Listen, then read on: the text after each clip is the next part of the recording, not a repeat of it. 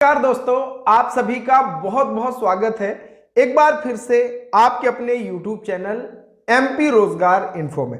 यहाँ पे हम बात करते हैं सरकारी भर्तियों की और सरकारी योजनाओं की। आज की इस वीडियो में बात करेंगे बहुत ही महत्वपूर्ण विषय को लेकर के।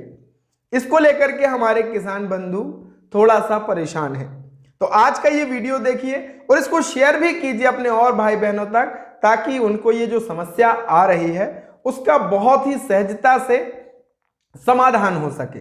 तो ये समस्या क्या है? सबसे पहला तो जितने भी किसान बंधु हैं उन सभी को अपनी जमीन के खसरे को समग्र आईडी से लिंक करना जरूरी है। अब यहां पे eKYC की प्रक्रिया चालू है। अगर आप करना चाहते हैं तो यहां पे आप samagr.gov.in पे आएंगे और यहां पे आपको ऑप्शन मिलेगा eKYC और भूमि लिंक करें। तो इस ऑप्शन की मदद से आप अपनी जमीन को समग्र आईडी से जोड़ सकते हैं। अब जब आगे प्रक्रिया करेंगे तो बहुत सारे किसान बंधुओं के खसरे की जब वो eKYC कर रहे हैं समग्र से लिंक करने के लिए, तो कुछ इस तरीके का एक एरर आता है कि चयनित भूमि की जानकारी अपरिमार्जित है, कृपया भू अभिलेख पोर्टल द्वारा परिमार्जित करें।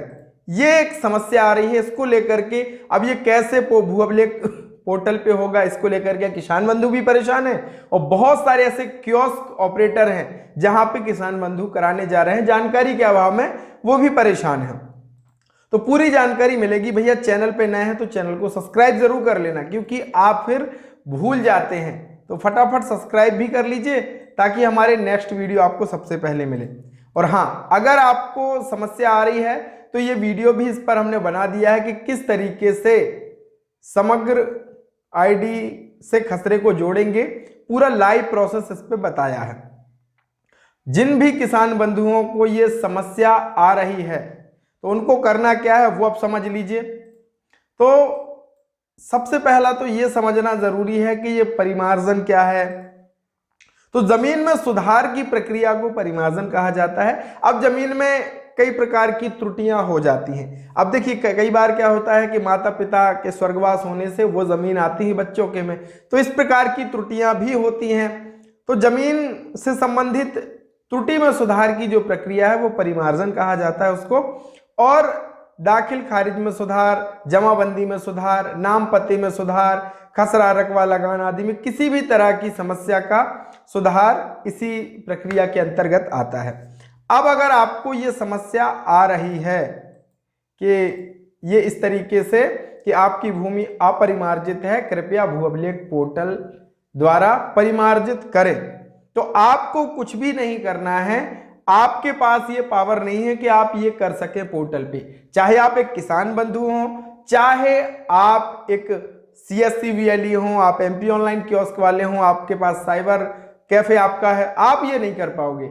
ये करने का जो अधिकार है और ये केवल आपके पटवारी महोदय ही कर सकते हैं। तो किसान बंधुओं को आप सलाह दें, और अगर आप खुद किसान हैं तो आपको करना क्या है, जो भी आपके हलके के पटवारी हैं उन महोदय से आपको मिलना है और उनको बताना है कि मेरी भूमि अपरिमार्जित है, उसको परिमार्जित करना है। और बहुत ही आसान प्रक्रिया है, इसके लिए कोई पैसा भी आपको खर्च करने की जरूरत नहीं है। बस आपको खसरा, आधार और समग्र आईडी जो वो मांगते हैं दस्तावेज, बस यही सामान्य से दस्तावेज लगने हैं। खसरा आप खतौनी दे देंगे तो आपकी सारे जमीन की जानकारी उसमें होती है। तो ये आपको उनको देना है और बड़ी आसानी से, सहजता से वो अपने पोर्टल पे उसको सुधार कर देंगे और फिर आपका जो eKYC का प्रक्रिया है वो हो जाएगा। एक बार पटवारी महोदय अपने पोर्टल पे जब अपडेट करते हैं तो 24 से 48 घंटे का समय लगता है उसको अपडेट होने में। उसके बाद फिर आपकी आसानी से प्रक्रिया पूर्ण हो जाएगी eKYC की। तो ये वीडियो और भाई बहनों को शेयर करना, क्योंकि जानकारी के अभाव में बहुत सारे किसान बंधु परेशान हो रहे हैं। तो मिलेंगे एक नए वीडियो, नई जानकारी के साथ। तब तक के लिए बहुत बहुत धन्यवाद। जय राम जी की।